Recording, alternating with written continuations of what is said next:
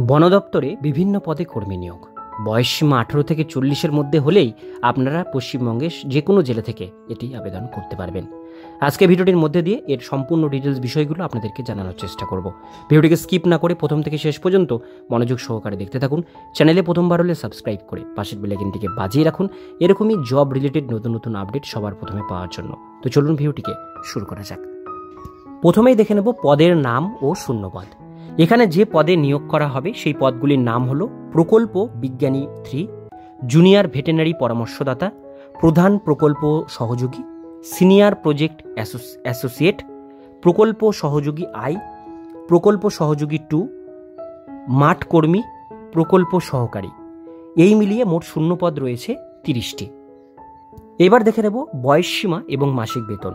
উল্লেখিত পদে আবেদন করার জন্য প্রার্থীদের বয়সসীমা 18 বছর থেকে 40 বছরের মধ্যে হতে হবে। এছাড়া এখানে প্রার্থীদের সরকারি নিয়ম অনুযায়ী বয়সের ছাড় পাওয়া যাবে। বয়স সম্বন্ধে আরও বিস্তারিত জানতে অবশ্যই সংস্থার অফিসিয়াল বিজ্ঞপ্তি ডাউনলোড করে দেখে বুঝে তবেই নিজের দায়িত্বে আবেদন সম্পন্ন করবেন। উল্লেখিত পদে আপনারা যদি আবেদন করেন এবং চাকরি পান তাহলে আপনাদের বেতন প্রতি মাসে 18,000 টাকা থেকে সর্বোচ্চ 78,000 টাকা পর্যন্ত বেতন প্রদান করা হবে। শিক্ষাগত যোগ্যতা, যেহেতু এখানে অনেকগুলো শূন্যপদ আছে, প্রত্যেক শূন্যপদ আলাদা আলাদা শিক্ষাগত যোগ্যতা লাগছে, তাই নিচে এর বিস্তারিত আলোচনা করা হলো।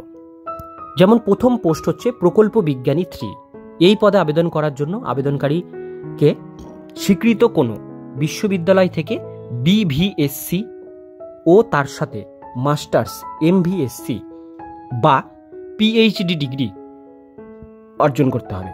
এছাড়াও আবেদনকারীকে অভিজ্ঞতা থাকতে হবে, তাহলে আবেদন করা যাবে। জুনিয়র ভেটেরিনারি পরামর্শদাতা, এই পদে আবেদন করার জন্য আবেদনকারীকে স্বীকৃত কোনো প্রতিষ্ঠান থেকে BVSC বা MVSC যোগ্যতা অর্জন করতে হবে, তাহলে আবেদন করতে পারবেন। এইবার দেখে নেব প্রধান প্রকল্প সহযোগী। এই পদে আবেদন করার জন্য প্রার্থীকে অতি অবশ্যই স্বীকৃত কোনো বিশ্ববিদ্যালয় থেকে প্রার্থীকে বিজ্ঞানে স্নাতকোত্তর ডিগ্রি অর্জন করতে হবে। এছাড়াও প্রার্থীকে একাডেমিক ইনস্টিটিউশন, গবেষণা সংস্থা বা যে কোনো সংস্থায় বৈজ্ঞানিক কার্যক্রমে 8 বছরের প্রাসঙ্গিক অভিজ্ঞতা থাকতে হবে। এর পরের পোস্ট হচ্ছে সিনিয়র প্রজেক্ট অ্যাসোসিয়েট। এই পদে আবেদন করার জন্য প্রার্থীকে স্বীকৃত কোনো বিশ্ববিদ্যালয় থেকে প্রাকৃতিক বিজ্ঞানে স্নাতকোত্তর ডিগ্রি অর্থাৎ wild life institution of India vacancy 2025 degree অর্জন করতে হবে।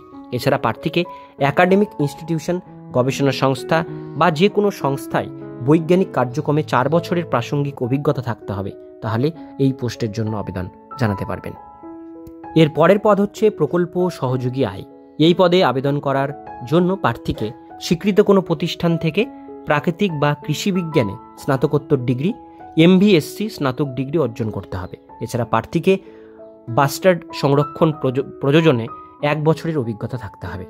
প্রকল্প সহযোগী 2, এই পদে আবেদন করার জন্য প্রার্থীদের স্বীকৃত প্রতিষ্ঠান থেকে প্রাকৃতিক বা কৃষি বিজ্ঞানে স্নাতকোত্তর ডিগ্রি অর্জন করা থাকতে হবে। এছাড়াও প্রার্থীকে কাজের অভিজ্ঞতা থাকতে হবে।